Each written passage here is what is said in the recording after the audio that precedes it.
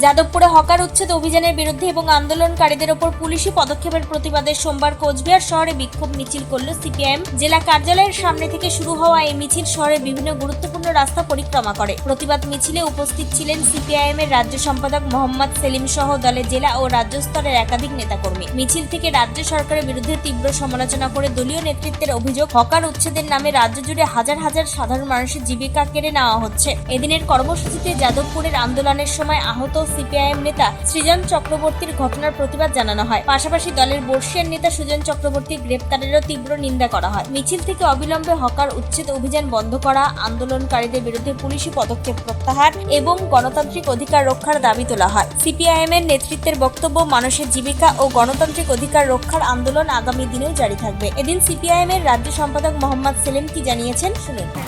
যেভাবে গরিব দোকানদারদেরকে উচ্ছেদ করা হচ্ছে, কুড়ে ঘরগুলো ভেঙে দেওয়া হচ্ছে, তার বিরুদ্ধে প্রতিবাদ জানাতে এবং সেখানে যেভাবে বুলডোজার নিয়ে আইন না মেনে আদালতের নিষেধাজ্ঞাকে উপেক্ষা করে রাতের অন্ধকারে জোর জবরদস্তি করে কেন্দ্রীয় বাহিনী, পুলিশ বাহিনীকে ব্যবহার করে রুজি রুটি কেড়ে নেওয়া হচ্ছে, মানুষের গ্রাসাচ্ছাদনের ব্যবস্থা কেড়ে নেওয়া হচ্ছে।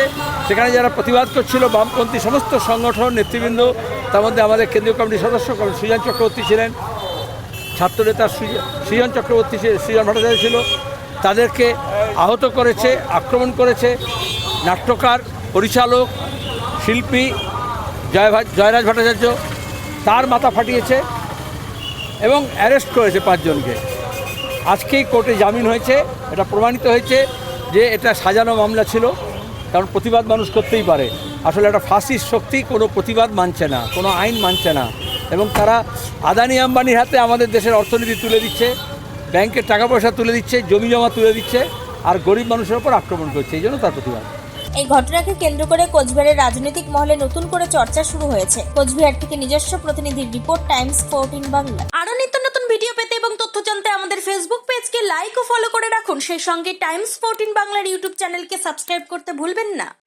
মুখের উজ্জ্বলতা হারিয়ে গেছে, স্পট পড়ে গেছে, ব্রণ ভর্তি, তাই আর দেরি না করে আজই আসুন রায়গঞ্জের চণ্ডীতলায় হেলথ প্লাস মাল্টি স্পেশালিটি ক্লিনিকে এবং এখানে পান অভিজ্ঞ ডাক্তার দ্বারা ফ্রি স্কিন টেস্ট।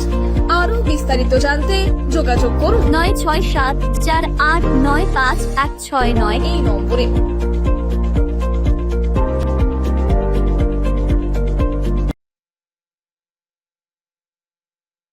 আজ তোমার বিয়ে, সাজলো নতুন সাজে।